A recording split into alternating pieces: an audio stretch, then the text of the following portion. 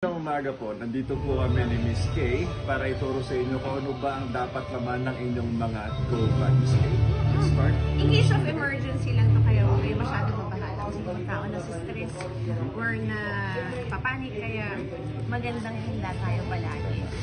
So maganda kung yung go bag natin ay waterproof. Ay, okay. Ngayon namin maraming kasya dyan. Una ilalagay natin, Ano to yung multi-tool. multi-tool. May ganyan si MacGyver. Kung kaidara niyo ako, diesel. Diba? Para kung may mangyari man, maririnig kayo, mahahanap kayo madali. Poncho, umulan. Alcohol, pang-disinfect. Bigyan na rin ng cotton balls. And syempre, yung first aid kit. Kung ano-ano man mangyayari. Band-aid. Maganda talagang may ganito sa bag. Instant noodles. Delata. Piliin nila yung paborito niya. Yan, syempre. Flashlight. Kung mas maliit, parang mas okay. No? Para kasya lang sa'yo. Lalagyan ng tubig. Ayan, kompleto na. Mabigat yan. Magaan lang po.